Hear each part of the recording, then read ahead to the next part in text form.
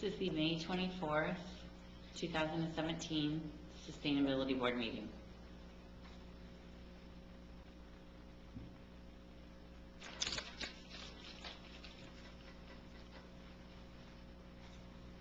Go ahead and call the meeting to order. The first thing on the agenda is the Pledge of Allegiance. I pledge allegiance to the flag of the United States of America and to the republic for which it stands, one nation, under God, indivisible, with liberty and justice for all. I know you already. I'd like to. Very good. So the next order on the agenda is there any public comment on any non-agenda items? Looks like we're a little short today, I imagine because of the weather, but still. Very good, then we'll move on to the next one, which is the sustainability presentation by Laurence Maxwell. Welcome. Thank you. I'll give you just a little brief background on myself before I start the presentation. I'm an architect who owns an architectural firm in Indiana for about the last 28 years. I've been practicing for about 35 years. Prior to my time with Space Coast Architects, I actually was a researcher at the Florida Solar Energy Center doing research into designing of buildings in hot humid climates. So my expertise is in the area of hot humid climate design and energy efficiency. I have degrees, both bachelor's and master's degrees in architecture, as well as a bachelor's degree in geography with an emphasis in urban and regional planning. So I've been trying to understand both the natural environment, the built environment, and where we fit into it and how we can do it better. I was a vice president of AI Florida, American Civil Architects, and while I was there, I created a committee on the environment. And I was considered the state expert on energy efficient design, and so I did a lot of presentations to architects in the state, in the nation. I've traveled all over the country, to Puerto Rico, to Guam. I've spoken at national conventions on energy efficiency and sustainable design. We in our office have been practicing sustainable design issues since before they called it sustainable design. This is the focus of our firm, has been my focus since my college years. So we've been trying to do it right. We've been in this area. I've actually lived here since 1965, so I kind of know the area pretty well, and have seen, frankly, lived here long enough to see the lagoon before it turned into tea green color, and seeing what we have done to it and what the built environment has done to it, and trying to show people that there are better ways, and that architects don't necessarily have to be the bad guys. We can actually be the good guys, because we believe that as you'll see in the presentation, that it's really the built environment that is what's affecting everything that is impacting us nowadays. And so with that, I'll go ahead and get started. I put together a real quick little presentation to talk about sustainability and then projects that we have been involved with over the years, and to try and show how we have tried to incorporate all aspects of sustainable design into projects, and I think you'll start to see some correlations here. Now, John had sent us 3 important documents that City of Satellite Beach, who's literally on the cutting edge of trying to understand what's happening to us, your sustainability plan that was developed by FIT, a great document, I enjoyed that, your sea level rise document, and you'll see some of my slides, we have what does 1 meter rise mean, and which streets are affected. And then the third one was, of course, the FSEC program's review of your energy use and recommendations for energy efficiency upgrades and solar systems, what have you. And interesting enough, some of the people who prepared that report have been there longer than I have and are still there, and so I knew them personally. In fact, Jim Cummings, I think, who is the prime author of that report, we actually used to do presentations around the state when I would talk to people. We had a presentation called When Good Buildings Go Bad, which is about what happens when you have design flaws in your building that creates mold and mildew problems, indoor air quality problems, and frankly, degradation and destruction of buildings based on the way we were taught in the past of how to do buildings. And we found that may work up in the northern climates, but they sure as hell don't work in hot, humid climates. And so we've done that presentation, and it's interesting the kinds of feedback we would get from architects on that, because that was for the design profession in the process. But, we look at sustainability because there's a complex group of issues that are affecting us now. And very few people want to admit it. It's interesting that Satellite Beach not only acknowledges it, embraces it, and says, how do we move forward with this knowledge as opposed to burying our head in the sand and avoiding it? Because, of course, as we mentioned a minute ago, if you bury your head in the sand on Satellite Beach, you may drown. Okay, so this is not necessarily a good thing.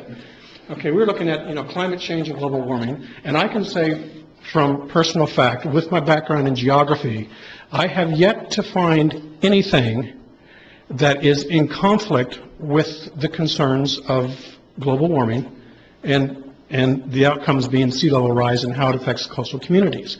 And so when people say, no, this is not true, this is junk science, or I believe there's a certain person who now is on our federal stage that says it's an issue created by the Chinese, I don't think so, because actually they are moving forward in very rapid ways to try to address these very specific concerns.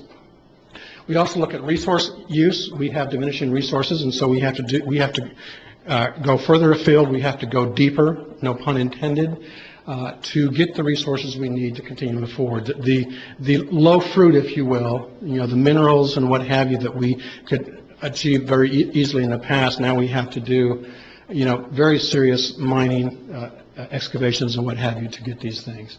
And of course, energy use.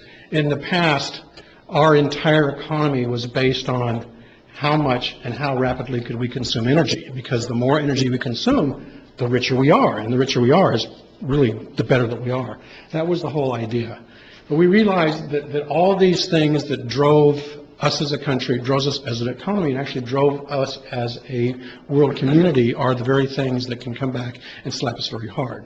So we started taking an approach as to whether, and they're the same words, they're just spelled differently, whether it's a holistic approach or it's a holistic approach. I mean, do you take kind of this approach here, or do you look at what we prefer to use as the holistic approach, where we try and look at the entire picture?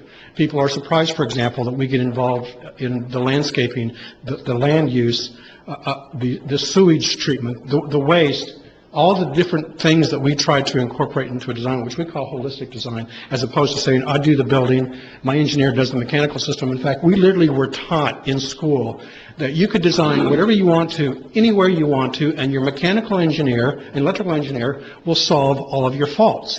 And what a great and wonderful world that we live in now, because we have all the energy we need, and you can just import as much energy as you want to. I can do an all-glass building in Alaska, and we just pump in enough energy into that building, and we can survive there too. But we find this is, in fact, not the case. I actually changed from my bachelor's to my master's degree to schools because my professors, I had to explain to them that this is actually a valid issue to concern myself with in the design. And they says, no, your mechanical engineer will solve that problem. He says, no, the building has to solve the problem, and then he just goes ahead and takes care of the final pieces of the work. So the holistic or holistic, depending on how you want to spell it, is really the approach that is necessary to move forward. And this is the approach I've been trying to teach for many years now. There's a lot of questions as to what exactly is sustainable design. Is it green design? Is it energy efficient design? Sustainable design, is one a subset of the other? Okay, or are they mutually exclusive, or are they mutually inclusive? Well, I've had arguments with people. In fact, I was involved with USGBC in the early stages, and actually kind of walked away from the organization because I thought they took the wrong approach. They were saying, well, if you work really hard, you can reduce your energy use in a building by 5%, and that's a good thing, but it's not really important because we're really concerned about other things. I had architects ask me, Larry, what's more important, to have a green building or to have an energy efficient building? And of course, he lived in a coastal community like ourselves as well. If we don't get the energy issue resolved, then it doesn't really matter if your building is green if you're walking through the building wearing a mask and snorkel. So you tell me which one's more important. Well, the reality is each one is important. We have to design healthy environments, both indoors and outdoors, for people. We have to, one of the key criteria is energy efficiency, because if we're using energy inappropriately, we're creating the problems that we're all facing right now. So which one's more important? I think if I had the choice, I'd put energy efficient first, green second. Green really speaks to, do I use low VOC paints in the building? Do I use materials that don't outgas? Where do my materials come from? How do I incorporate it in the building? What's the embodied energy in the products and what have you? And then, of course, sustainable is when you really take all of those and kind of mash them together and say, what is the best way, the best materials, the best methods, the best results that we can get in making, in our case, the built environment better. Now, of course, I take the approach that the architects are trying to deal with these issues, and that's why I've also taken the approach of trying to educate just as many architects as I can in how to do it right, because I believe there are a lot of them who actually want to do it right. There are a few who are, like everybody else, that are climate deniers, okay, and will argue with me all day long about these issues are not valid, and it was invented by China, and and just so they can disrupt our economy. And so then you try to bring them along slowly. The other ones, will be the ones, I believe, like y'all, who want to know exactly how much can I learn so I can always do a better job. So we look at going green, researching materials extraction, processing, and use. Okay, finding wise resource use and management concepts, and creating healthy environments. Okay. A very important thing, sound water resource use and management. We have right now, across the country, people in Florida, you guys have more water you know what to do with. Well, no, actually we don't.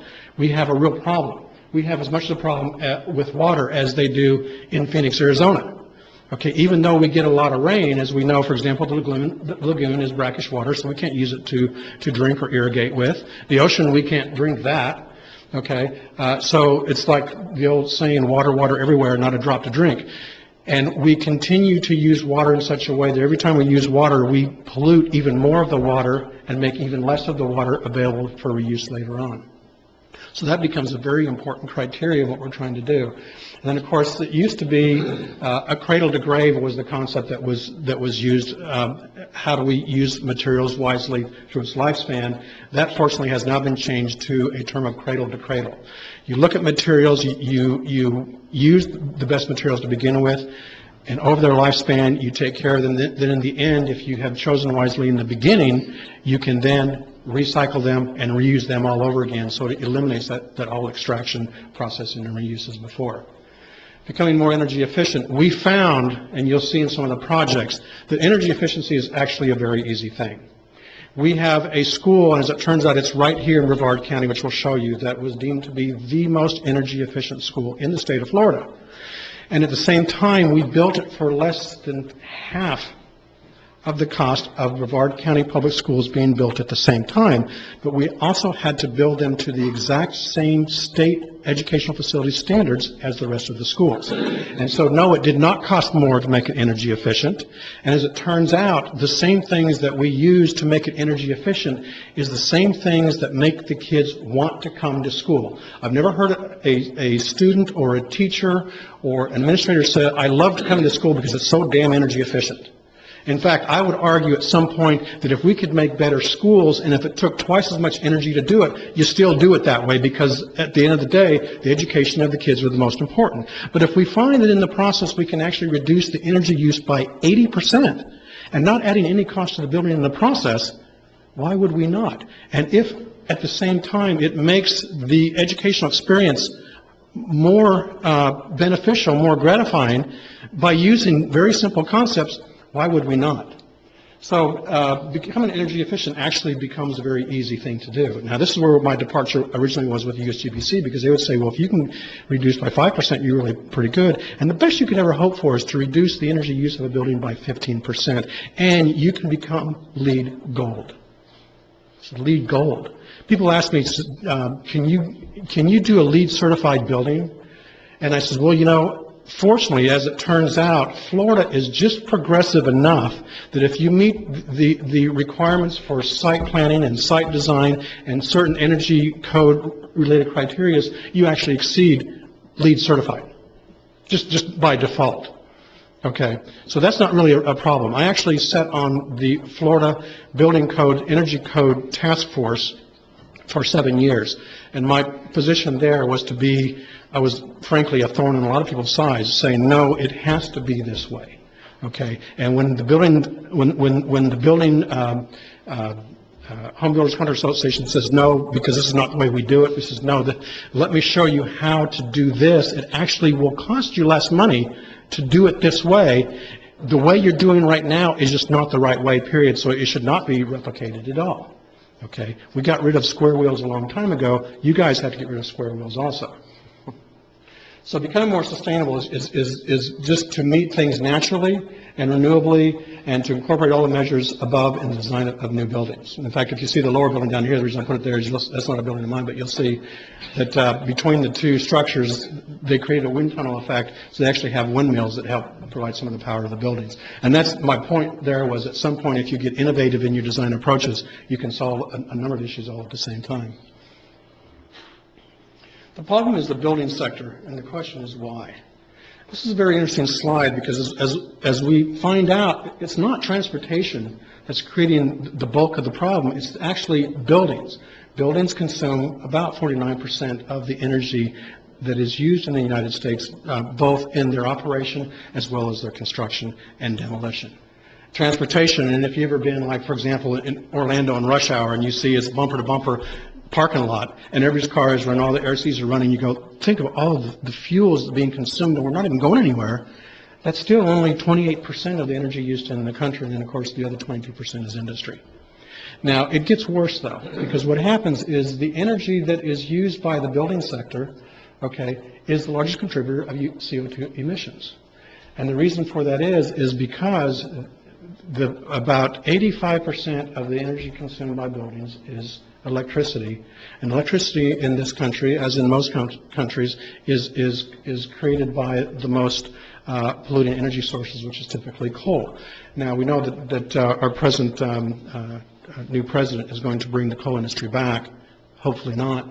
But the problem is that's where the bulk of the CO2 emissions are coming from. Now, you know, without giving FP&L any credit, they actually have converted most of their facilities to natural gas. But that was really more of an economic thing for them because it was just hard to get coal down into Florida. And so once a previous president passed the Energy Efficiency Act of 86, I think it was. And really what it was a funding source to run a pipeline into Florida to provide natural gas. And after that, the FP&L converted most of their utilities to gas. Now, for example, Tampa Electric, which is a vertically integrated power company, they own their own coal mines, they own their own railroads, and so they have not converted over typically. They're still burning coal, and they are the single dirtiest energy producer in the state of Florida. But as you see here, as much as we have CO2 emissions from transportation, buildings still take the bulk of the whole thing. I don't know if any of you can recognize this is actually pretty close to here. This is Cocoa Beach, Merritt Island area, and this is as it is presently. And under 1 meter of sea level rise, all the areas in blue are now underwater. Okay, this is what we're facing. That is 1 meter, 3 feet of sea level rise. Okay, now of course, even according to the report y'all have, they're predicting that's around 2050. In reality, the newest research is showing that it may be accelerating much more quickly than that. So, you know, maybe not in my lifetime. Looks like I'm probably older than most everybody here. Definitely in your lifetime, probably in y'all's lifetime too. We're going to see the dramatic results of what's happening. Just today, I read a report that some scientists have published earlier. The current rate is 3 times what it was the last century. Yes, yes, and it's accelerating. Yep. Okay, it's accelerating because what happens is the things that cause it to happen are the same things that are causing it to accelerate. You know, so it's like you place a bowling ball at the top of the hill. It starts rolling slowly, and as it rolls down, it keeps picking up more speed, more speed, more speed. The same mechanisms that are causing it. Pardon? Principle of compounding or just ignoring. Yes, yes, and we're seeing it happening right now. You guys can probably recognize this. I think the tip of Merritt Island probably is a dead giveaway there. But this is near our beach, satellite beach area. This is 1 meter of sea level rise. Now, of course, this doesn't quite jive with your maps and your report because I think in 1 meter, we're still a little bit hanging to the left side of South Patrick Drive. But of course, what your report does say, and I think this supports, is if you have 1 meter, even though you don't have standing water on the ground, okay, you can dig down 1 foot and it'll be there. So your houses will be sitting on water, no longer sitting on sand. Your roads will begin to deteriorate terribly. You'll have infiltration into your sewage systems. You'll have your lift stations will begin to fail as they become inundated. And of course, most everything, the whole sewage tends to flow to the west side of town and then flows down to the sewage treatment plant. And all of those will become problematic very quickly with just 1 meter sea level rise. Okay, Sure. question here, and I hadn't thought about, we've had experience with the roads destabilized. Mm-hmm. What happens if you take a home on a slab, they go Mhm. on, and you saturate the soil even, like to the base of the footer or something? Is the things at some point get to the point that you're losing the building, or? Well, what happens is you will have differential settlements. Okay, and as you have differential settlements, you'll start get cracking in the foundations, cracking in your slabs, and cracking in your walls. Okay, and then you will find at some point that some things are not repairable. Now, a benefit that y'all can consider, which is actually considered anathema to some people, is the fact that a lot of your housing stock was built during the Apollo years. It was built very quickly. It was built really without adequate building codes. And so in the past, we never considered actually having to get rid of something and start again. But I think that we're going to be finding, especially beachside, and definitely from O'Galley Causeway north, that at some point it's going to start making sense to go ahead and start again. Now, fortunately, a lot of these houses are built of concrete and concrete block, and that, as it turns out, is a highly recyclable material. So we may find at some point that it actually makes more sense as they deteriorate to that point, instead of trying to save them, to just redo them. So what's happening with our sewer right now? Pardon? So that's what's happening with our sewer right now. It's like Yes. rush built like in the 60s with like wood and tar Mhm. and all those other Yes. materials. Mhm. We have more gas leaks and sewage leaks than we can actually manage technically. Yes, yes. So all those systems are in levels of failure. Yeah. I mean, that's throughout the county, don't get me wrong, that's not just our city. But I think that you'll find that beachside, whether it's Satellite Beach, Indian Harbor Beach, Cocoa Beach, Inland Harbor Beach, are all going to be confronted with these problems, because we all have the same situation. The only thing that I find really, I'm not sure the term is gratifying, is the fact that Satellite Beach is the only town who has actually taken this seriously and said, okay, let's take a look at what we do and start doing, because this all takes long-term planning. This is not something that you can address tomorrow, okay? The report says you guys have 40 years of float time to work this out. I think it's actually, if you don't have a plan in place in the next 15 years or so, that it's going to become very adversely affecting you in the process. It may not be implemented until after 15 years, but if you don't have a plan in place by then, as we all know, it will take another 15 years to get a plan in place. So I think y'all are really moving in the right direction. And in fact, I've had some people ask me to become a member of Inland Town Council. And if I do, and I haven't decided yet, but if I do, I want to use Satellite Beach as the poster child of this is what beachside communities especially need to start looking into seriously.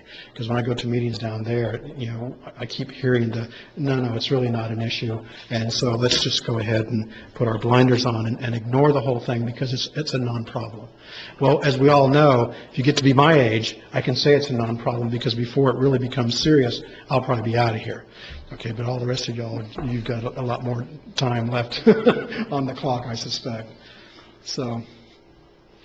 And 1 meter, by the way, of course, is only 3 feet. And if we're looking at, potentially 50% of your town being inundated, and when all of your utilities, all of your infrastructure, is the term improper to use, flows to, it flows to the problem area. If everything flowed towards, the coastal dune system, we might not have a big problem, but in this other aspect, we may have a real problem to deal with. Okay, there's a business case, and it's not just return on investment, but as it turns out, the return on investment is actually very important too. Going green, you have healthier building occupants, you have direct savings through reduced absenteeism, you have increased productivity, you have reduced impacts on the earth and protection of resources, and of course you see the number one I have here because it's affects the most is lagoon, ocean, atmosphere, forest, and watersheds. Okay, so in the order they affect us, with the lagoon being number one, and we already know. We've seen this last 2 years exactly what's happening to our lagoon and what needs to be done. We recently just received a lagoon-friendly gold medal award for our yard, mostly because of the tremendous work of my son. I have a son who's going to UCF right now who loves plants. And I kind of had to I had done the xeriscaping, and then he got into it, and I says, okay, I'll trust you. And he has just blown my yard apart and turned it into a food forest and a jungle. And so it was a couple weeks ago we got that award, the gold award for having the highest levels of sustainable lagoon-friendly landscaping. Becoming energy efficient, of course, has direct savings on utility bills, reduced energy costs, elimination of utility demand charges. A lot of people don't know what that means, but I think if you all have read the report from FSEC, you might understand what that means. When you're a commercial building, a residence doesn't get charged a demand charge for your energy consumption. You just have a consumption charge. But in a commercial building, and these are considered commercial buildings, they have consumption and demand charges. So what that means, it's a charge that FP&L is able to charge you, so they will, which says this is the charge to maintain capacity in case you ever demand it.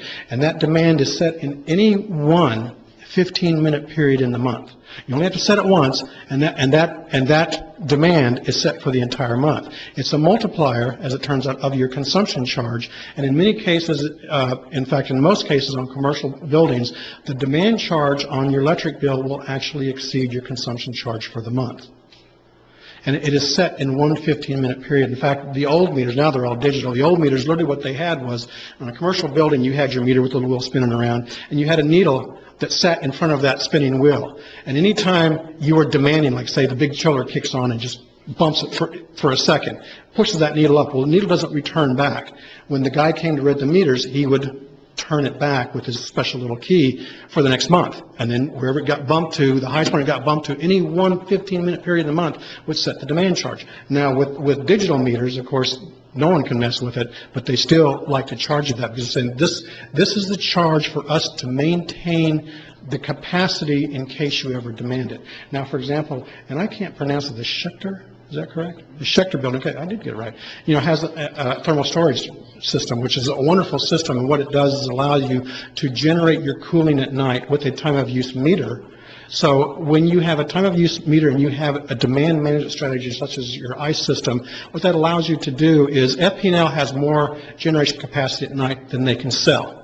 In the daytime, they are considered a daytime peaking plant, which means at some point in the summertime, they will have more demand for power than they might be able to meet, so they have to buy it from Georgia or what have you. Okay, and that's where the demand charge comes in. So at night, they have more electricity because their base load plants are still running. You can only turn down a nuke so much. You can only turn down a base load plant so much, you can't turn it off. So it's like jumping in your Buick with only one person in the car. It's going to cost you as much to drive to 7-Eleven as it would take you to 3 people to go to the same place. So with what you have at the Schechter building is you can use it at night. They will sell you the power very cheaply, about 3.5 cents a kilowatt, and there'll be no demand. Okay, but if something happens and you end up having to run your chiller in the daytime, they will nail you big time. So anytime there's something happens and you end up turning the chillers on during peak demand periods, you will see your power bill more than quadruple in the process. So that's, on that facility, I was surprised the first time I saw that years ago. Wow, that's really pretty cool because it's hard to convince clients sometimes to do that, and we've done that on a few buildings. There are also all the hidden costs that we don't see that you, for example, pay in your federal taxes. That's defensive energy supplies, wars in the Middle East and what have you, contamination of water sources, inflating insurance costs, infrastructure cost increases, So if we can downsize by having energy efficient, we can actually put in smaller, more efficient systems as opposed to bigger, less efficient because you can't spend money both on a bigger system and a more efficient system at the same time, so you end up with big, inefficient systems as opposed to small, efficient systems. So by trying to do all of these, we can become much more sustainable in the process. Okay, I just want to run through a couple of different projects that we've done, and I picked them specifically because it shows that this can be done with almost any project. This first one here is a Melbourne Beach residence that actually is very historically significant. It was built in 1952, so it's as old as I am. Actually, 51, so it's older than me. We call it the Glass House. The reason it's historically important was because the architect who designed it was after he designed this, he went on to international fame. He is now since passed away. His name is Paul Rudolph, and became a very, very famous architect. He actually got his start over in the Sarasota area in Florida. This is one of only 2 of his projects on the east coast of Florida, and then he left, and in his last days, he became the dean of the School of Architecture at Yale and designed the Yale School of Architecture building. This building, like I say, we call it the Glass House. You see, for example, on the ocean side, it's literally an all-glass house. It's a very modern house, but it was built in 1952. Okay, when my clients bought this house, at first they wanted to tear it down. They says, it's a cool house, we like modern architecture, but it's in really bad shape, and it's really wanted to tear it down. I says, well, it's a Paul Rudolph. I says, if you try to tear it down, there will be an international outcry, because there was a project in Sarasota at the same time, and I mean the international media jumped all over them. I says, you really don't want to do this. So we restored the house. As you can see, the entire east side of the house is all glass, and most of the west side of the house is all glass too. It had, and I think I have it here somewhere, we had like well over 10 tons of cooling in this house, and it's not that big. It's maybe about 2,400 square feet. We replaced all the windows with impact-rated high-efficiency windows because before, the original house didn't even have tempered glass. They just had regular plate glass. That was replaced with tempered glass later. But, for example, you could walk up to that wall and push on the glass wall, and the wall literally could move back and forth by this much. It was in structural failure. Plus, it was just inefficient as hell. Even with 10 tons of cooling, you could not cool this house down. We re-roofed it, we re-insulated it, put a white roof on it, replaced all the windows and doors with impact-rated glazing systems and highly efficient low-E coated windows. We did extensive waterproofing because the house looked like a sieve, both air and water. We were able to reduce the AC load by over 60%. And then we put a 3.5 kW grid-tied photovoltaic array with batteries to handle critical loads, for example, after a hurricane or a storm or what have you. In the process, we also convinced the owners to completely tear out the lawn that they had there. And of course, that was not an easy thing to do. But we were able to create a design that says, you know, if you just want beauty, we can give you beauty. Okay, we can give you beauty that also will not require a lawnmower or an edger or a blower ever again. You will never have to water. You'll never have to fertilize ever again. This is a lagoon-friendly landscaping, and so this is what we came up with. So we completely eliminated the irrigation system. We completely eliminated all of those things. Gas lawnmowers are dirty engines. Gas blowers, and once we wake up on Sunday morning, hear a gas blower going. So we eliminated all of that. It was an asphalt driveway that was a big circular driveway. We took that out and put in pervious pavers, and what else did we do? There's some stuff that I can't even see. So we completely changed the entire yard in the process of that. This is what we do on all of our projects. In fact, this same client, you can see this picture. This is just a rendering, so we didn't do the landscape on the rendering, but you can see on the roof, we put down a new white roof system, and then because we didn't want to affect the look of the house, we actually used a thin film, flexible film PV system on the roofs that actually is physically adhered to the roof structure, to the roofing material itself. And then also because, as you see, we have no attic, we have no place to run, new water piping and what have you. We have a solar water system for the bedrooms on the south side and a solar hot water system for the bedrooms and the kitchen on the north side of the house. So we actually put in 2 systems in the house to be able to do that. So you can see those. That's the square at the very far end there and the square over here. And then the big black areas are the PV arrays. This is the house we did up in the Panhandle. We want to show that no matter how small or large the house is, we can accomplish this. This house is 1,000 square feet. It's a full net zero sustainable residence. Of course, in Florida, we have a couple of weird laws we have to deal with. One of them, for example, is in order to get a CO on any residence in Florida, you have to be tied to the electric grid. You have to. So even though we can design this house is so energy efficient that we had a 7.5 kW rate only because, I mean, we could do it with 3.5, but they said, we want it all, we want it now. So we did that. We can run the house entirely off grid, but we still have to run power to the house because. We convinced them not to put in a lawn. It was a beautifully natural site that they had. We were very careful, and to replace the house, we didn't have to remove any trees or anything else. We have a very highly efficient envelope, and it's Category 5 hurricane-resistant construction. We have full rainwater collection because they wanted to have gardens and what have you in their yard, and they didn't want to have to put in a well. So we have drought-resistant, salt-tolerant landscaping, and then just when you need a little bit of water, you collect it off the roofs, and we store it and use it What whenever was we the need it. primary structural material? It was ICF construction. ICF construction is actually a solid concrete wall. And what it is ICF stands for insulated concrete forms. And what they are is they're a styrofoam form that has a spacer that takes a 2.5 inches of styrofoam, 2.5 inches of styrofoam, and then these spacers in between that your rebar goes in and rebar snaps into, and they go together like Lego blocks, literally. We have one, I believe, up on one of the canals. Okay. A couple years ago. Yep. It goes up very quickly. It's extremely strong. Okay, it's much stronger actually than the concrete block house. It's very energy efficient, extremely inefficient because in effect what you're doing is you're building a styrofoam cooler as your house in the process. And then what we wanted to do was to do an ICF roof, but the budget in that house just didn't allow it. So we actually built a very stout, not conventional truss roof. We do trusses differently than everybody else, so that they're much stronger, so we can easily withstand a Cat 5 hurricane in the process. Is there a big cost increase if you go over the walls?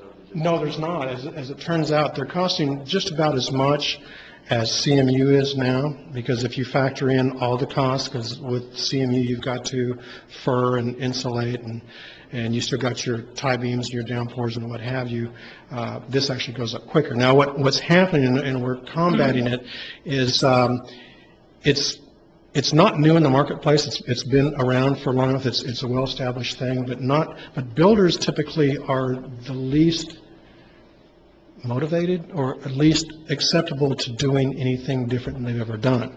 So what happens is if you spec this house will be ICF, unless you actually find an ICF contractor to bid the house, the regular contractor will actually put a premium on it because he doesn't know. Okay, and so when we find the contractors who know ICF and know it well, they actually charge no more because it goes faster. The concrete costs are a bit more because you're using more concrete, obviously, than you would otherwise, but the labor costs go down so dramatically because the system is so literally Lego block, if you will, and even the spacers that hold the pieces apart are formed such a way that all your horizontal rebar just actually goes in and snaps into position. So unlike typically when you do reinforced concrete, you have to wire tie where the two meet, and that's very labor intensive. This you don't wire tie, you just snap it in. Your vertical ones go up, and it goes very quickly, so they can lay up the house so much quicker that the labor costs, which are really the driver, go down dramatically, because as you know, with concrete block, there's a tremendous amount of labor involved with it. The block is cheap, but the labor is what really drives the whole thing. And this was to eliminate a lot of that labor, plus you eliminate 3 subs in the process. When we get a contractor to bid and say, okay, to look at the cost of ICF versus concrete block, take out of your other bid the insulation because it's already there. Take this out and take this out. Take the furring out because it will already be there as part of the system. And so once you start backing those out, all of a sudden it totally makes sense. I just never thought it was that great of an idea because you don't really get that much heat getting through the walls, and I didn't really understand why.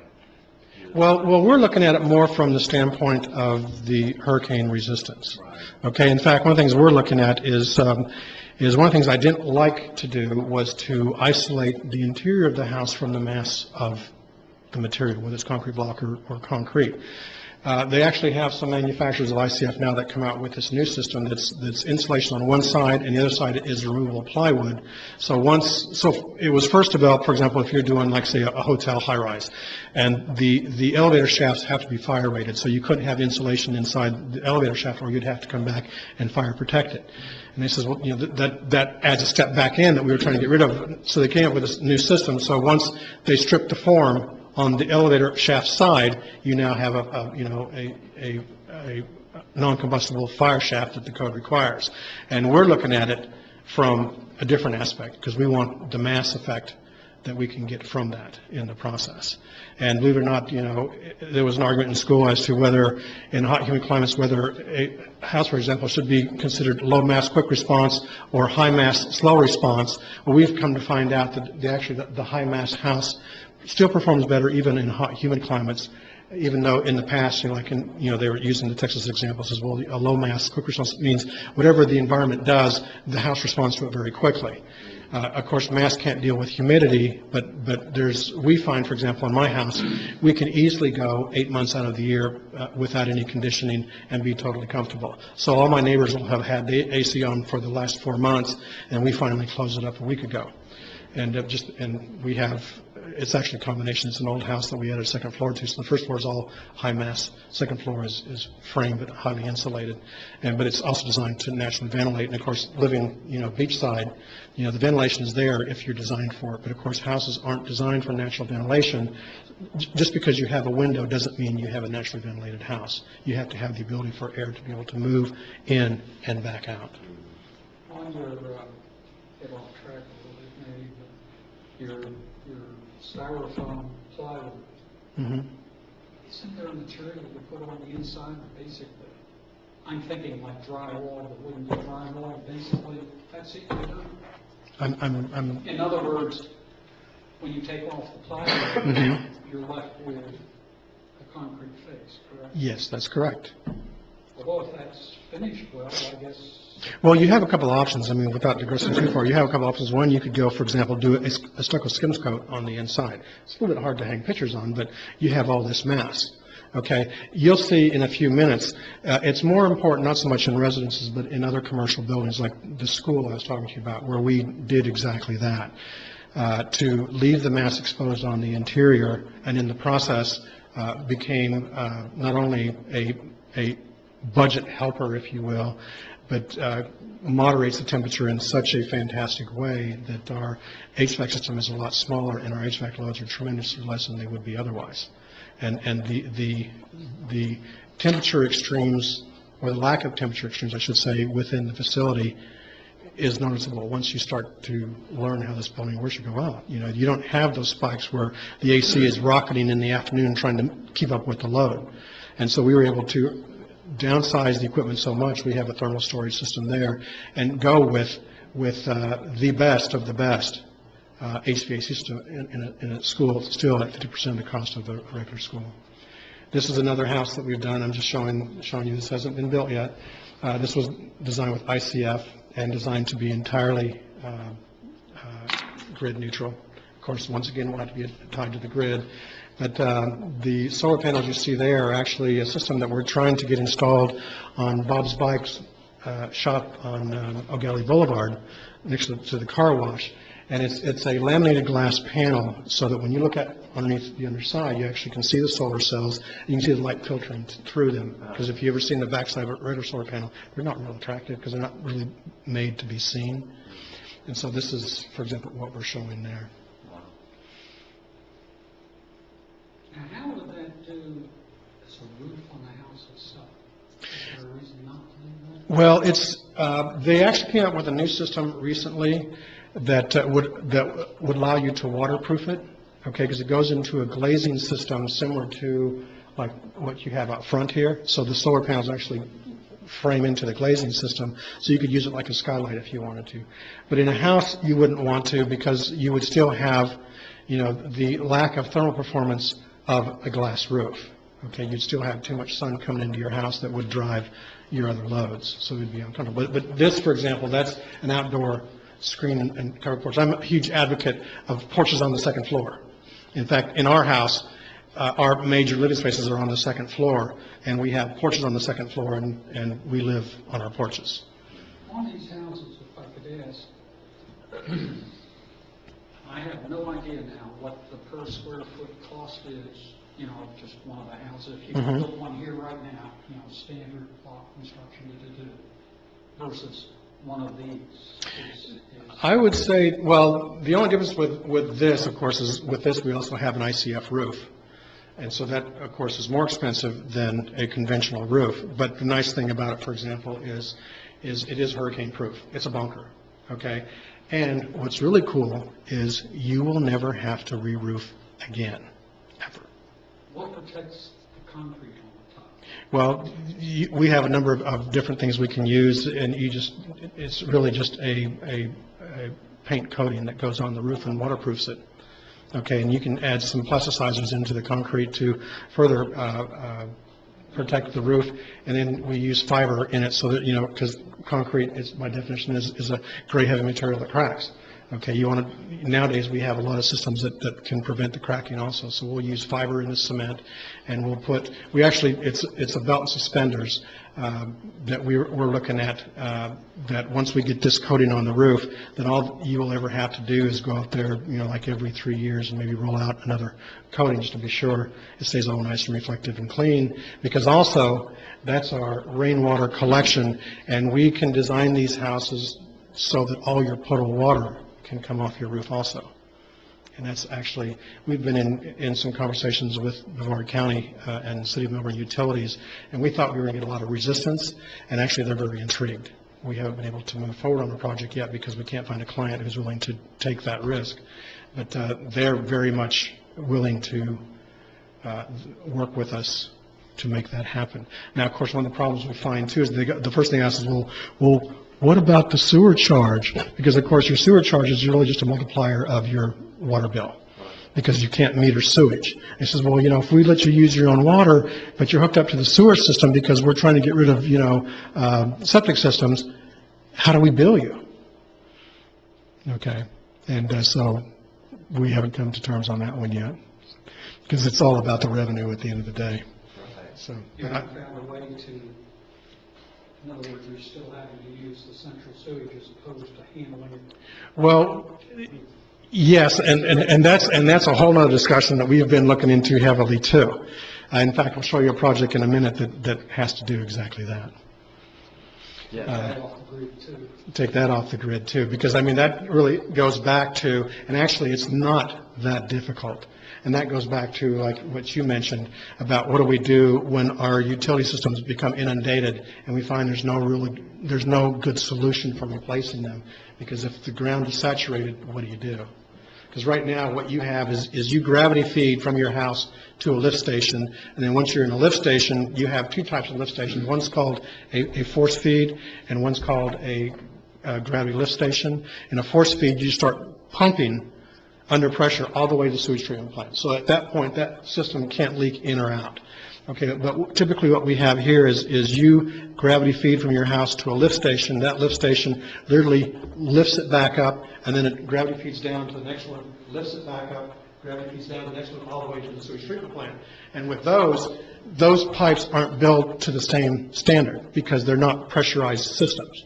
And so they have the potential to leak, and if they can leak out, they can also leak in. But they're saying, well, no one knows that they're leaking, and we don't care if they're leaking because it's not really affecting anything. So, but that's where we're having problems with you know, the good nutrient loadings. We still pump it under pressure down the island. Yes. But it depends. It depends. You know, depending on where you are on the island, you're either doing the lift and gravity, or you're doing the force mains. And so, There's a force main that goes along South Patrick. okay, And down there in Indian Harbor Beach, north of Canal River Drive or whatever, they're now replacing the pipe because it would leak 1 million gallons at a time. yes, when it goes, it blows out. So that's the problem. All of those where you have central systems are posing a problem, but we also know that just septic systems are a problem too. At some point, we're going to have to look in a whole new direction for that. And in coastal communities, that's going to be something that's going to take a deep dive to figure out exactly how to solve these problems. Did you help design the Florida Solar Energy Center, the new, were you part of that? I was. I had a feeling because it has a flat roof. Well, I flat. worked there for about 6 years myself too, Okay. a little bit after you, during the Okay. late 90s. So. Oh, okay. Interesting I didn't sidetrack. like flat roofs because that one leaked a lot. But I don't Well, know if it's just because Here's what I did. I was not part of the architectural firm. I actually, at the time, worked for a firm in Cape Canaveral, and we went after the job, and I wanted that job so bad. Okay, we did not get the job. But what happened, they hired a firm out of Orlando, Architect Design Group, out of Orlando, to design the building. And after about a year after we did not get the job, and I was so disappointed because that's what I'm about, what I've always been about, I got a call from FSEC. And the call went kind of like this. We're FSEC, you may remember. I said, well, of course I remember you. I said, I wanted your job so bad. He says, well, in the shortlist presentations that we had, as it turns out, you were the only person who were able to talk about, these environmental design issues that were of big concern to us. Everybody else says, oh yeah, we can do whatever you want. But they wouldn't answer any questions about energy efficient design and sustainable design or anything else. And he says, and you actually went into depth. Since we can't have you across the table from us as part of the design team, would you consider sitting on our side of the table? I'm going, what are you asking me? He says, we have a position that we would like to see if you'd be willing to take on, which was the title of the position was the Director of the Building Design Assistance Center. That's what would be, in effect, your day job. But what we really want you here for... Director of the Building Design Assistance Center? Mhm. That's what I used to do. Okay, well, that's... Danny Parker. Yes, I started that. Oh, really? I started that. Okay, that's when that job was created.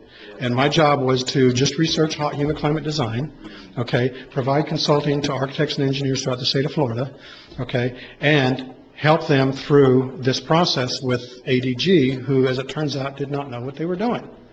And so I was not allowed to affect the aesthetics. I was just to try and push them when they says, no, that's not possible, or that's not doable, or no, the code won't allow it. Well, excuse my French, bullshit. Yes, the code does allow it. Yes, you can do this. Okay, if you know what you're doing, you can do this. So I didn't necessarily get along real well with the architectural firm. As it turns out, I got to know them really well years later. But that's how I kind of drove the process. In fact, when I finally left, I was there for 3 years. It took my wife 10 years to forgive me for leaving there, because of course I had a full, research position at UCF in the process, which means healthcare and retirement and the whole 9 yards, and it's a faculty position. UCF says, how could you possibly have left this? Well, it says, I don't get to design. And once I had taken that project as far as I could go, that's when I left. It's like I said, it took my wife about 10 years to forgive me, and she says she forgives me, but I'm not really convinced that she ever has. Because now I'm running my own firm, and it's just not quite as easy. But that's why I was there. Yeah, I don't even know if it exists anymore, but that was a really cool. Well, Janet McElvain is kind of doing it. Is she still doing it? Yeah, she's kind of doing it. But I think it's, of course, the center does not have the interest of the state that it should have, so they're constantly struggling with funding, and so they have to, do research or fund whatever they can find a funding source for, so Yeah, their this is program. really cool. So what people could do is they could submit your building plans for your Mhm. house or business or whatever. And Florida Solar Energy Center would have experts that would look over the designs and make recommendations on how you can improve it for energy efficiency. It was a fun job. Mhm. Question, do you know much about the self-repairing concrete with the algae inside of it? I do the not. bacteria inside of it? No? I do not. Okay. I was just curious if you knew anything about that. I know the self-cleaning concrete. Okay. Yeah, someone's working on some concrete that essentially got bacteria in it, and that, I guess, something when water gets into that crack, it inactivates bacteria that causes a Well- reaction and then fill the crack and hardens. And, What's interesting, of course, is concrete in many ways is very similar to coral reef yep. construction. That's exactly. Okay, and that's what they're trying to do. I've read about it, I just don't know a whole lot about it. Okay. at Yeah, I was this just point. wondering if there's Yeah. any examples in buildings yet of people. Not that I'm aware of. Okay. Okay, so, let's see, charter school. This is actually located in Palm Bay, Florida. And it's a charter school. We won't get into the issues of charter schools versus public schools, but we were able to do this project. And when we completed it, about 2 years later, it was deemed the most energy efficient school in the state of Florida. And the reason we know this is because the State Department of Education tracks the energy use and energy bills of every single school in the state of Florida, and also tracks them, for example, by square footage and energy use and activities and da-da-da-da. And so you're able to, for example, say I'm in elementary school and I have these grades and I'm this size, and look at these utility bills as opposed to their energy consumption per square foot, and where are you at? And we found that we were using 20% of the energy of even the schools that were built at the same time in Brevard County of elementary schools.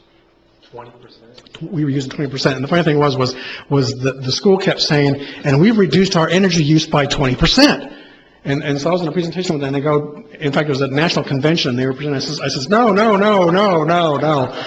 by 20%, down to 20%. And she goes, I thought that's what you told me. But says, that couldn't have been. I says, look at your bills.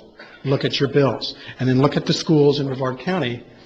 And now what happened was I got in a little bit of trouble with Brevard County Public Schools because this school actually went to Brevard County, who collects educational impact fees and gives them to the school board. And this school was the first charter school in the state of Florida that would have qualified for impact fee dollars. And of course, at the time it was DePatry was the superintendent. He says, not in my district, ain't going to happen.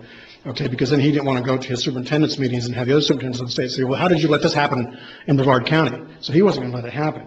And if any of you all followed it at all, as you know, that the school board threatened to sue Brevard County commissioners if they went through with this, and gave the school, well, it turns out they compromised, says, okay, we'll give them, I think it was like $2 million opposed to what they were going to give them originally for the school, so that they would go away, and then I don't know if another charter school has received impact fee dollars since then.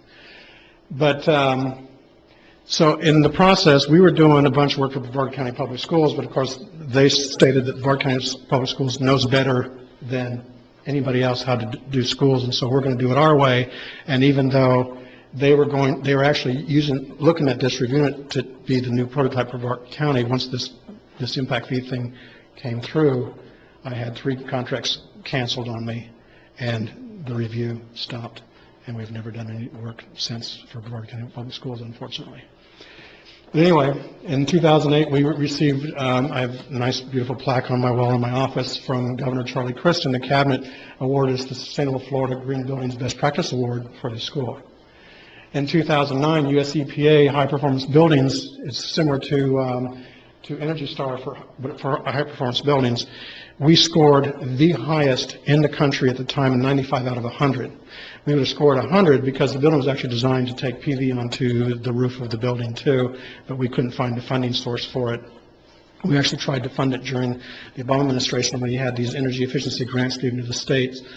Florida decided they were not going to help the Democratic administration look good in their thing, and so they drug their feet, and they wouldn't release the money. And then finally, they did finally turn it over to cities to upgrade, street lighting and what have you, which was a good thing. But we wanted to show that if done right, if the regulations were right in Florida, that schools could actually become revenue generators for the school. Could you imagine that? Okay, because we were able to show that we could generate enough power on this building through PV to not only power the building, that we could then feed back the grid. But of course, the state has a law that says that only the utilities can sell power.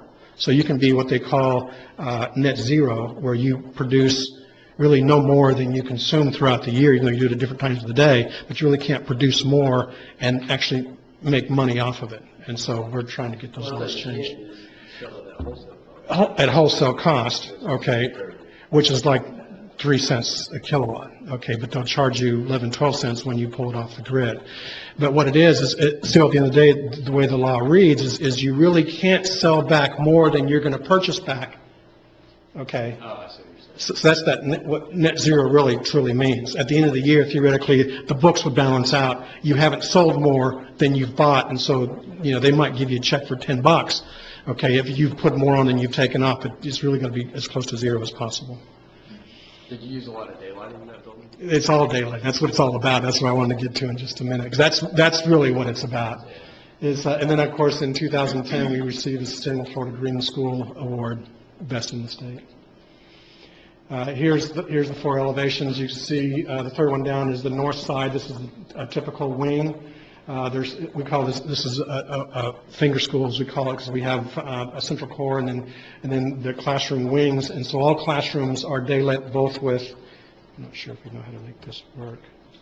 Yeah, with clear stories above each classroom, and what we call daylight apertures, and these are what we call the vision apertures. This one looks, and the north wing actually looks into, we left a whole north portion of the site in naturally wooded conditions and created hiking trails and educational opportunities. A light shelf? No, that's that right there. The white part is the roof between, because Oh, okay. I think I have in the next slide a section, or maybe the next one. You can see the plan with the finger school, and then here was actually a 10,000 square foot addition we did about 8 years later. The original school was actually done in tilt-up concrete with an exterior insulation and finish system. So inside on the outside, the inside walls are exposed and painted concrete. The floor is exposed concrete, polished and ground concrete. With the installation on the outside, so How are they faring after all these years? The interior floor finished concrete. They love it. At first, they weren't real crazy about it, because originally we were going to cover it with linoleum or tile, and then we just didn't have the budgets for it. And since we did tilt-up, of course, the floor slab is actually the bottom of the form, if you will. And so where they screw in and nail in, for the forms, you have divots, and you come back, you patch those, you see little divots. First they go, oh, it's not real pretty, it's just a gray floor. But after the first month of maintaining the floors, they absolutely love them. All they have to do is to wet mop them. A typical school, when they had the VCT tile, which was the least expensive thing to do, is actually a terrible indoor air quality problem, because you have to wax the floors, you have to strip the floors. Every time you strip the floors, you're throwing dust particles into the air that then the kids breathe, then you wax it again and repeat. Okay, with this, all they have to do is wet mop, and they don't have to wax the floors, they don't have to do anything, and it maintains its shine. And What's the finish on the concrete? we used a densifier in the concrete when we poured it, and then we came in and we did a quick grind, sort of like when they're doing a terrazzo floor, but it's not terrazzo because we didn't spend the money for that. But they did a nice grind to it that gave it a real nice sheen. It's not the most attractive floor you could imagine. Okay, but in the process, that nice sheen, they just do a damp mop and nothing soaks into it because it has a densifier in the concrete. And after the first couple of months of having it, they absolutely love it because it's so easy to maintain. And the indoor air quality in the building, you can go into this building's over 10 years old now.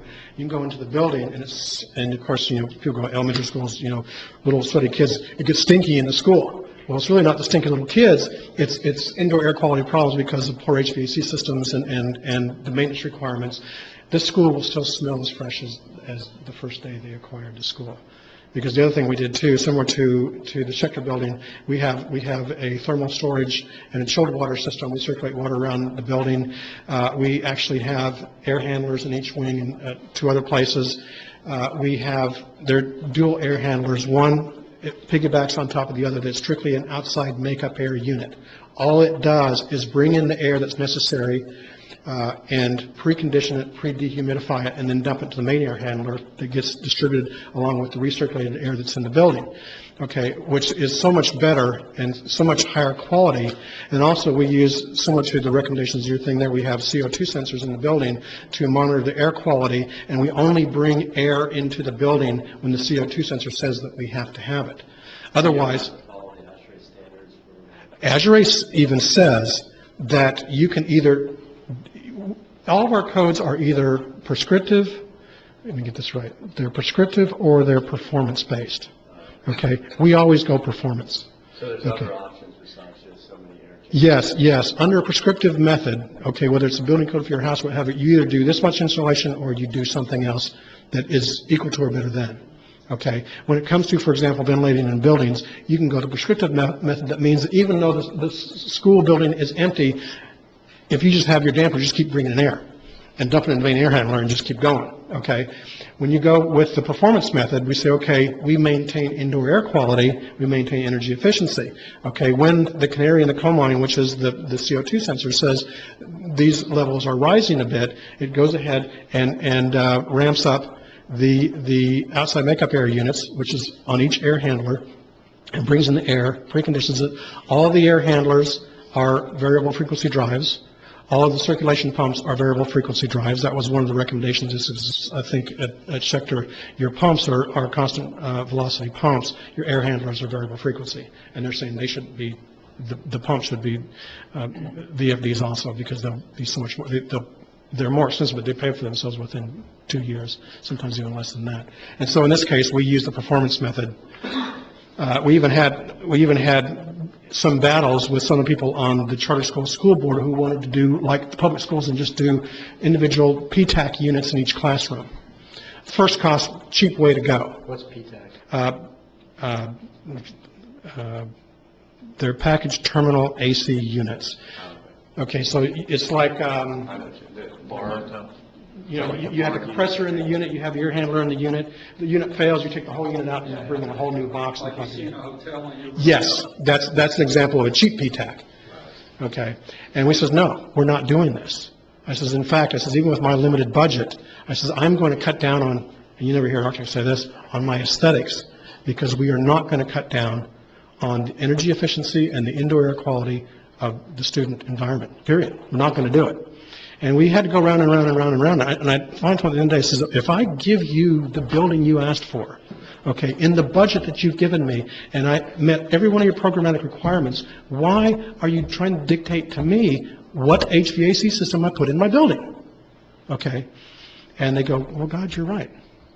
I said, because at the end of the day, I says, you will thank me for this. And every time we have convinced the client to do this, they have, in every case, says, you know, you were right. If you deliver it in their budget, you meet all the programmatic requirements, then does it matter if I go with the cheapest system or if I go with the most expensive system? If I can figure out within the budget how to make it work, okay, and not compromise anything else that you've asked me to do, okay, let me give you the best. And we gave them the best. So we have a full computerized energy management system. We have, and like I say, to this day, you can go in there and it smells as fresh as day one. So is there any solar on it? Or No, a couple things that we had done was, if you see these gray areas, Right. okay, on this side here is the north-facing courtyard. Okay, so that's where all the windows were. Right. So the light areas is the quote flat roof areas. No, they're not flat, but for all intents and purposes, the gray areas are sloped standing seam metal roofs. Okay, and they're actually angled, okay, at about 20 degrees to the south, and they were designed specifically and structured specifically to be able to take PV onto them. Okay, and then even this whole big area here, this is actually what I call my inverted V roof, where the roof actually does this. Okay, and so the big piece, which actually the north half of the roof, is facing south. Okay, it's this piece right here, and was designed to take a huge array onto it also. What is that roof made of? That, I'm going to have to interrupt. Okay, sure. We probably need to go ahead and move forward. Yeah, we've Okay. already been on an hour, so yeah, if we could just go ahead and stay with the plan if we could. okay. Thank you. We'll talk later. So here's, very quickly, as you can see, this is the 3 classroom wings, and how we bring in light from the south side. On windows literally only about this tall. They're underneath an overhang, and what we do is we bring direct sunlight, we bounce it off the white reflective roof, and then up into the window and up onto that sloped ceiling. And in the process of doing that, so we bring in no direct sunlight at all. And because we bounce the light first, we in effect have stripped the long-way radiation out. Now all I have is the visible spectrum. So I don't introduce heat gain, I just introduce usable light. And then on the north side, which is high-quality light, we have both in the upper clerestories here as well as in what we call the vision apertures, the windows at kid level. Okay, and then also that same configuration. See, this is a classroom here, and that's the corridor there. So you see, we also can create our own natural chimney effect, so we can actually ventilate if we want to. And so you see the 3 wings, and this is a typical courtyard right here. This is, if you see that roof there, that's the central circulation corridor, and it's kind of cool because inside you see the ceiling goes up and down and up and down, and what we do is is we've designed it in such a way that as it rains, the rainwater runs down to the low point here, which is at the courtyard, to this. We even did the corridor in white stucco as opposed to these in beige, because beige Alexis, you can use any color you want as long as it's beige, beige, and white. And so we use like 3 colors of beige and white. So we bring the water down, we spill them off what we call our monster scuppers, then we have streamlets that run through the courtyard here, and the whole purpose was so that the kids could see the water cycle. They could watch it when it's raining, so instead of going, oh, it's raining outside, you know, how boring, they actually get excited by watching the rain cycle. They've come back now and they've turned all these courtyards into food gardens, and they received an award for having the healthiest lunch system for a school in the state of Florida, and they grow a lot of their greens by their students in the courtyards and feed them with rainwater. And we now collect all of our condensate water off of our air handlers, because as you can imagine, there's an awful lot that comes out. Okay, very quickly, this is a project we're doing actually up in New Hampshire. This is a project that's about 20,000 square foot retreat that is designed because in New Hampshire, they're actually a lot more liberal than we are, and you don't have to have grid tie. This facility is entirely off grid. It has no carbon-based fuel supplies to it at all. And we took some concepts like Stonehenge. This right here is in Peru, where the natives, you know, hundreds and hundreds of years, this is how they track the seasons. This was designed, in effect, based on the solstices and the equinox. It is fully solar, passive and active. We have like I said, no carbon-based fuel supplies in it at all, and yet it's a 20,000 square foot facility. Is that built into a hillside? It is. It Is is. that a helipad out front there? No, actually, that's actually, oops, too far. Just an observation there? Yeah, it's a fire pit. And actually, what this doesn't show, because after this was done, further up the hill is actually a helipad and a helicopter hangar, which is also fully solar, both passive and active. So, well, they will fly in by helicopter. In fact, the funny thing is the client for this says, I know I have such a massive carbon footprint that I want to offset any place I can, and this is one of the places that are offsetting.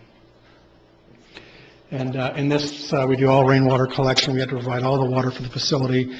And I set the criteria that any water that leaves the facility will actually will leave cleaner than it entered the facility.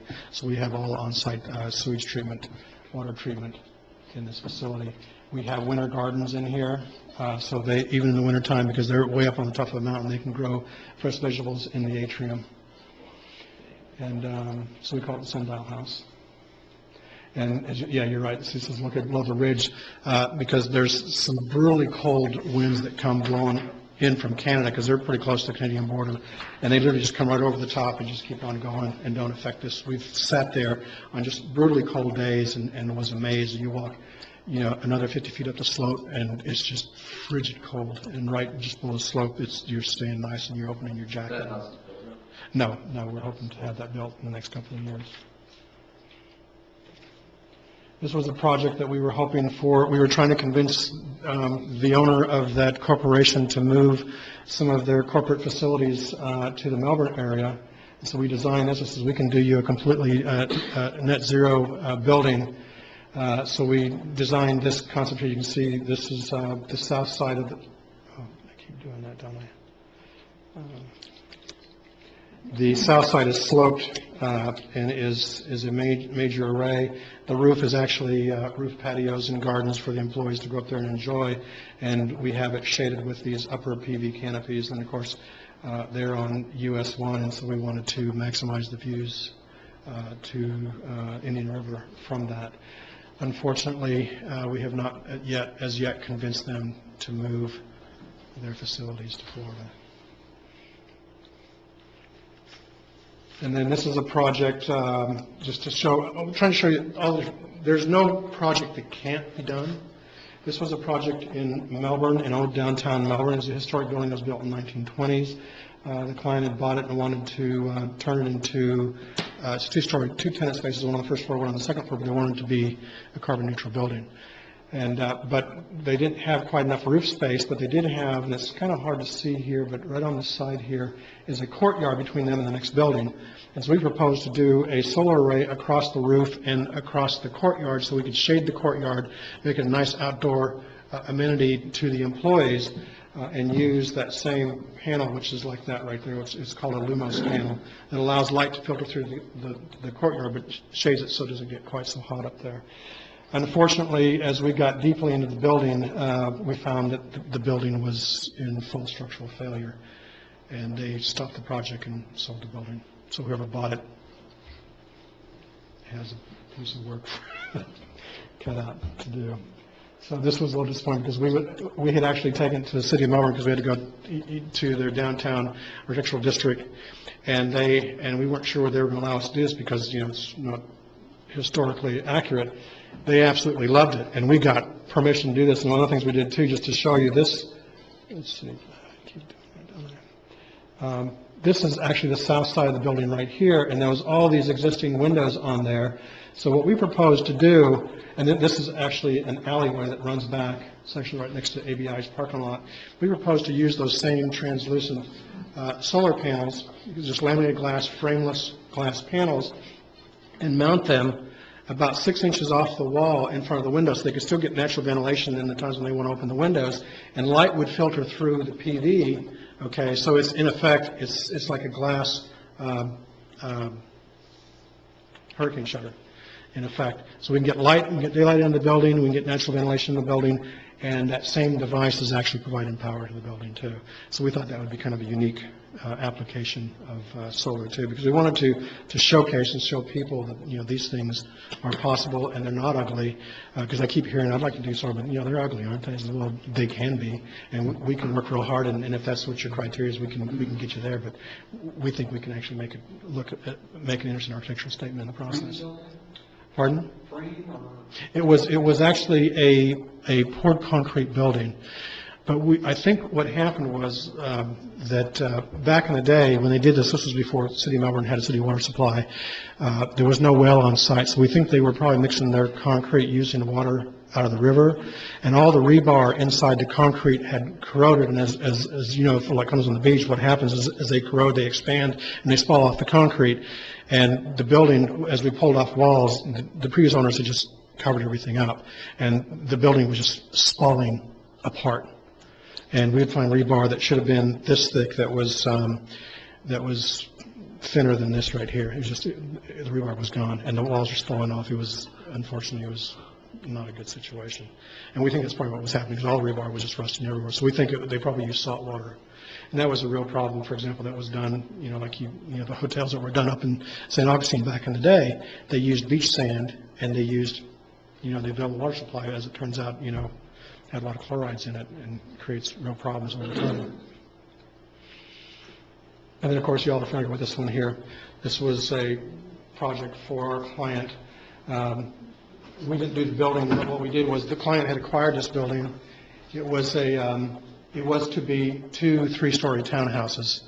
And the funny story is the owners, some of you guys are surfers, you know, that where the canopy is now, that used to be what's called the bank, a big surfing spot right there. And they were in that building, and they thought they owned this empty lot here, and they were going to use it someday. And then one day, construction started. They go, "You're building on my property?" He goes, "Well, no, we're not. This is our property." And they found out that when they had purchased the property, no, it actually wasn't theirs. So they acquired the building. The exterior was finished. The interior was still at frame stage. And they hired us. We turned it into a single 3-story office building. One of the things that at the time was, since it was 3 stories, they didn't want to spend money on an elevator, so we actually converted the top floor into a residence type situation, because this was also after the hurricanes of, 2004, when all the hotels were down, and they needed someplace to put their people up, so we did that. And then years later, we came back and we added this elevator on the outside of the building. Then they came back again. They had actually installed a generator, and actually in a generator housing on the north side of the building. Within 5 years, it had completely gone to hell in the salt. And they said, "What should we do?" And I said, "Well, what I would do I'd put solar on the building, and I'll shade your cars in the parking lot in the process. And they did that. Now, one of the things that we did too, the other thing I like about this building was at the time that we did the interior fit up for the office building, we convinced them to not put in lawn, but to landscape the entire thing and use it as a Florida green landscape project. So as you know, they're all the materials there are all natives and drought resistant and salt tolerant. We put in an irrigation system for the first year to get everything established, and after that they've never had to do it again. How big of an array is it? It's I want to say it's 30, is it 20 kW? 30, yeah, it's across from McDonald's. I want to say it's about a 30 kW array. Now, it doesn't meet all the load for the building. We just didn't have enough real estate to put it on, and we weren't going to put it on the roof because it didn't make any sense. So it was more of a case of put on as much as you can, and then also put in just enough battery to meet critical load, because what it was is since it's oceanfront, we couldn't even build a battery building for it. Of course, we had to go on pilings. They didn't want to spend that kind of money. Well, when we had put in the elevator, originally the elevator was designed to be a standard hydraulic elevator. And I went back to him and says, it took me the whole process to convince him, let's not do hydraulic, because if you do hydraulic, first off, they're very inefficient systems. And plus, you have to have, this hydraulic, casing that goes in the ground. If it ever leaks, hydraulic fluid will leak into the ground. Now, they do have some hydraulics actually used like a vegetable oil, but there's their own set of problems. This is plus your elevator will smell like French fries. You may not want that. But we found there is a type of traction elevator that's extremely energy efficient, does not require the elevator hydraulic equipment room. So they had this small room that we had built there originally for the hydraulic equipment. So let's go ahead and put our inverters and our batteries and what have you in that room. And so we'll just give you as much battery as we can fit in the room in the process. So that's kind of how that project evolved. And I think that's it. So I'd be happy to answer any questions you guys have. So we have fun. We have fun. And, doing these kinds of things is we believe this is the way to do things. Of course, the interesting thing is I've had my firm for about 28 years, and I had come to the sad conclusion that probably the perfect business model for how to drive your business right into the ground is to focus on sustainable design, because not a whole lot of people really care about it. In fact, in many cases, we found that if we use that, because we were proud of what we did, and if we use that as like in a presentation selling point, it almost would guarantee we wouldn't get the job. Or in other cases where we would have the job and we'd be working with a building committee, I would find myself in many cases having, I won't call them arguments, I'll call them discussions, about when we were trying to do things, whether it's daylighting and, light shelves and, thermal storage systems and just, mass and, extra insulation systems and what have you, that we get into these really protracted arguments. And I couldn't figure out why. It's because, once again, if I meet your budget and I meet your program, okay, and I'm actually going to save you money, why are we having this argument? And I finally come to the realization, I believe, what the issue is some people, if they acknowledge that perhaps these things are worth considering, they may have to reevaluate, the Ford Expedition that got parked in the parking lot, okay, and a few of the decisions they make personally in the process. And so they'd rather argue the issue than do it. So I finally got to a point, I says, you know what, this is futile, and I'm not going to change the way I do things because I know that these things need to be done. So what I'm going to start doing is I coined the term, and you guys can use it now, is I started practicing what I call stealth sustainability.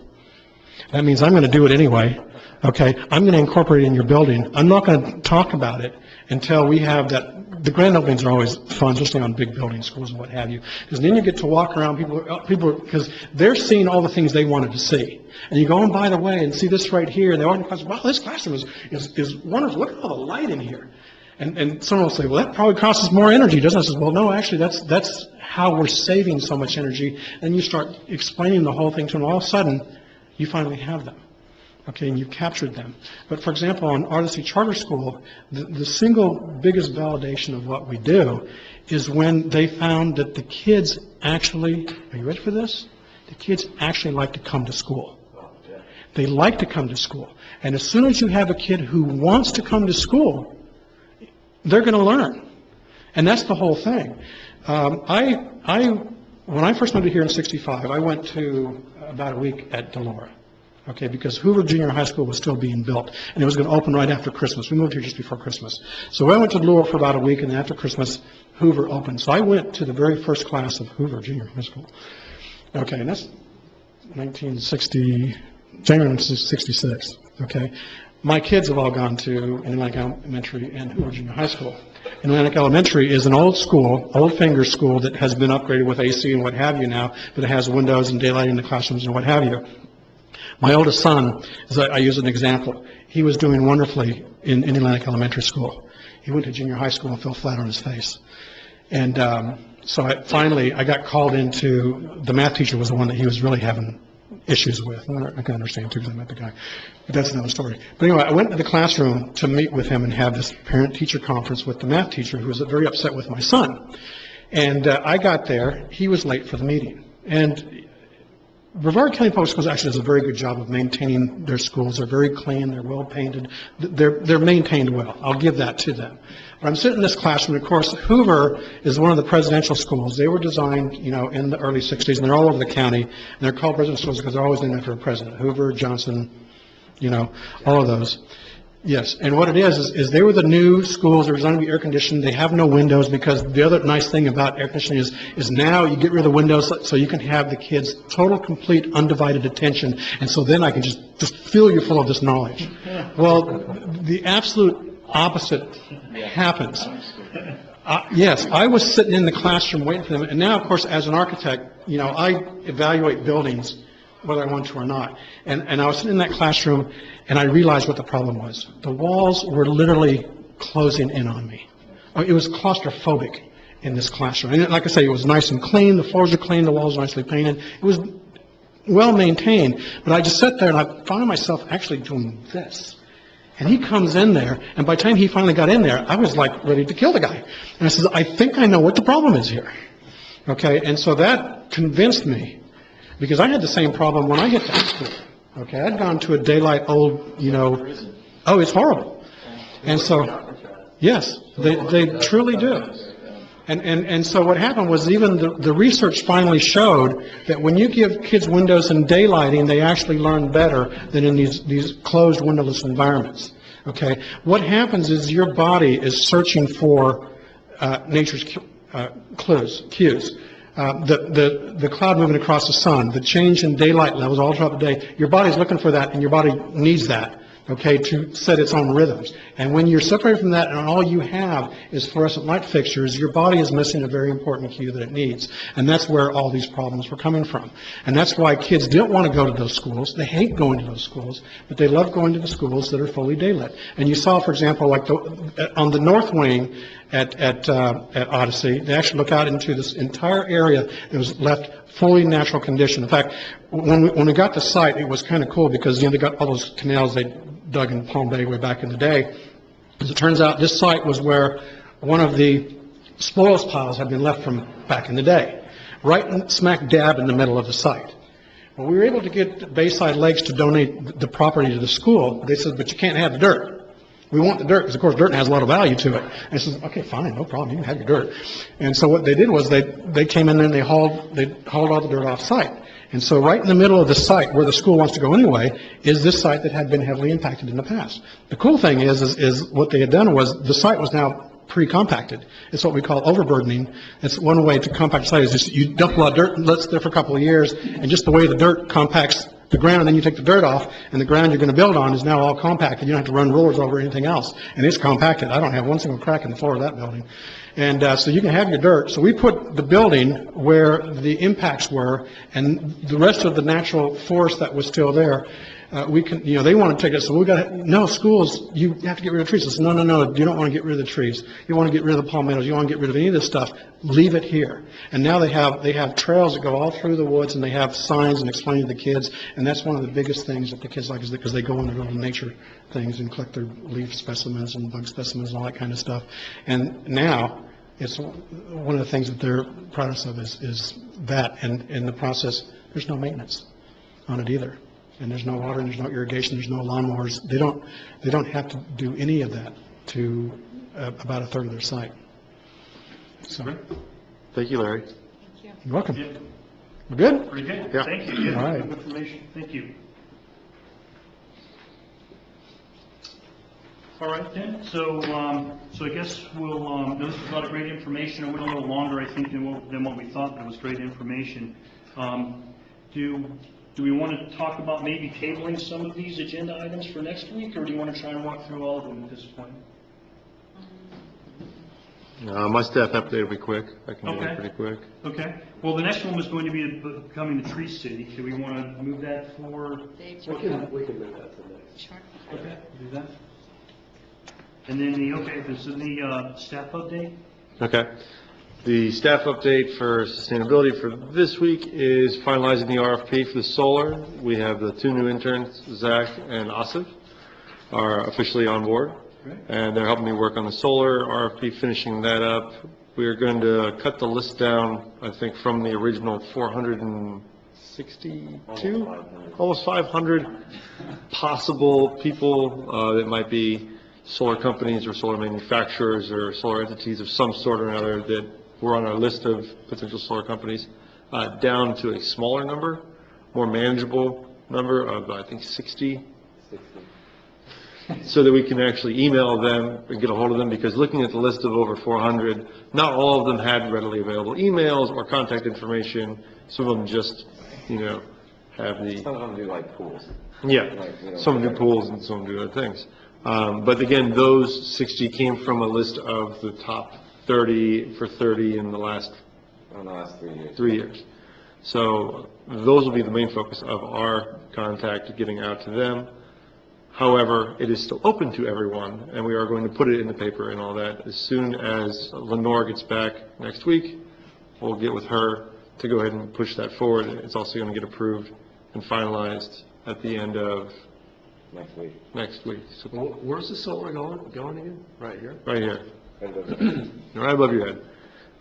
So that's that. The community garden is scheduled for the 10th. I went ahead and put an update on the website. So the update on the website is for not only the shade house, also the community garden and the solar. Not that there is yet, but once the solar RFP is finalized, that'll go on the website. I just made a place for it, so there's a placeholder there now. So on the community garden is the main focus of the sustainability page website. If you read it now, it used to say that the sustainability action plan was open for public comment until the 22nd. That phase has passed, so now we're on to the finalized version of it. So it says the finalized version is available with the clickable link, and it talks about the first project being the community garden. The solar is kind of the first project also, but the community garden will be finished first, so that's why it's considered the first project on there. The scouts that I met with today have slated June 10th as the build day, so if anybody wants to be out there for the build day, it'll be just like for the shade house. I'll put it up on the page, and I'll talk about it in the newsletter for the upcoming September 1st ribbon cutting. We'll make sure we have plenty of time to let people know for the raised beds. And we'll work together on different aspects of it. If any of you want to work on certain aspects of it, I know, Dave, we talked about the rain barrels and things like that. I'm going to start ordering everything in the next weeks to build them. And again, we're going to use the same model that everybody approved. And that's the one Eagle Scout project. The second Eagle Scout project is going to be doing the fence that actually Dave, your wife, suggested, putting some kind of a barrier, and it made good sense to kind of separate it from and give ownership to those that are going to have community garden plots. And last time I checked, we are at 80% capacity for the garden beds. Everybody's been really interested in. I got a lot of emails. How do we go online? It says it on the website. It just says to email me. So I've created an Excel sheet and I have a list of everybody on the sustainability page. What's the cost? $50 for the year. So it's comparable with everybody else. The year starts September 1st. Through September. Well, through September, but we recommend letting them go fallow, during the summer, because unless you want to grow weeds and things like that.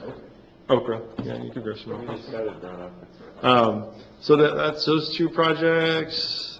Everything else is we did the ribbon cutting, and Dylan was there, and I'm pretty sure we'll have some kind of a video at some point, and that'll be posted on that part of the webpage. So if you look at the sustainability webpage, you'll see that I've added like 4 or 5 things since I've been hired.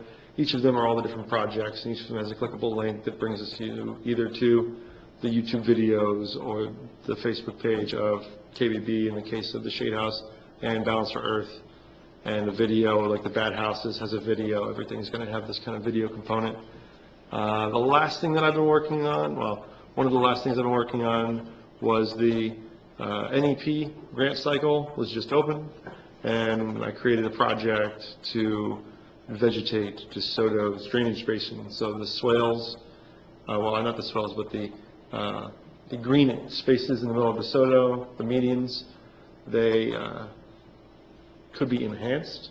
So I met with Public Works and got Alan's approval to submit this proposal to enhance those structures by adding in some vegetation on the inside and creating a kind of a swale, and then also to vegetate the ponds at the library and the skate park in the woods area over there with native grasses and swales and mangroves and things of that nature.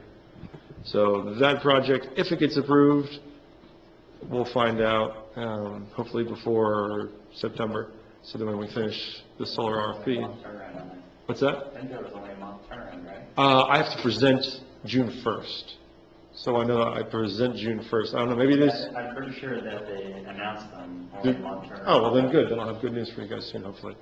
And that project would basically be matching volunteer hours, staff time, to get the NEP to pay for the plants and all the vegetation involved.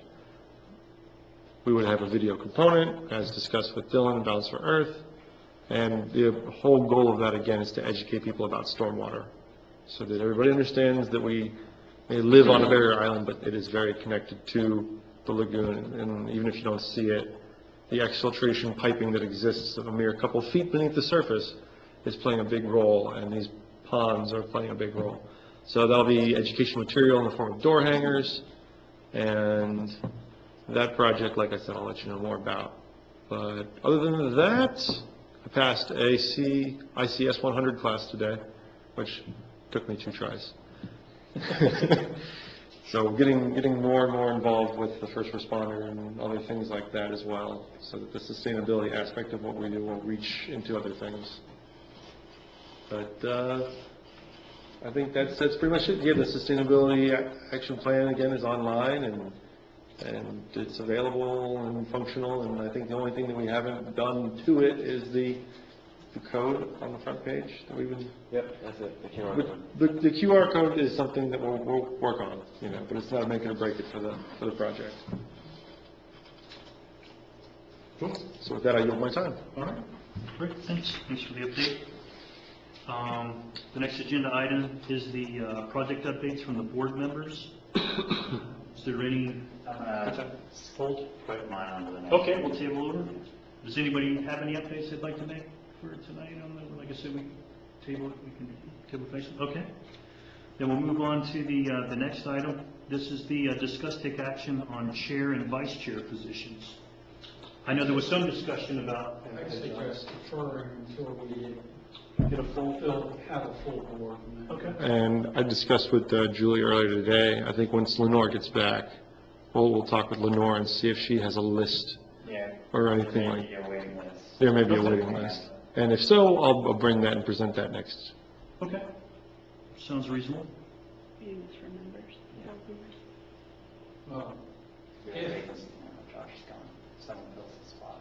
council traditionally appoints the boards the first meeting of the month, so before our next meeting, they will have met and probably take Oh, there you action go. if they're going to. So we will probably have a new member. All right, then we'll hold off on that until we fill the positions. So then the next agenda item is the adoption of the minutes from last meeting, April 26th. So moved. Is there a second? Second. John, Dave? Yep. David It's all on the Bigliotti, website, the city's website. Yes. Jazzy Henning, Yes. Dave Floyd, Yes. John Burgess, Yes. Eugene Matthews, Yes. motion carries. Very good. I guess there was one, I apologize, I missed on the agenda items for next meeting. Does anyone have right off the top of their head anything that they'd like to put on for the next agenda? Okay, anything comes up, you see emails or leave, something? All right, very good. Then, thanks, good meeting. Thank you again very much, and we'll adjourn. Yeah, so if you go to the actual page, I've just been adding clickable links and anything that, you know,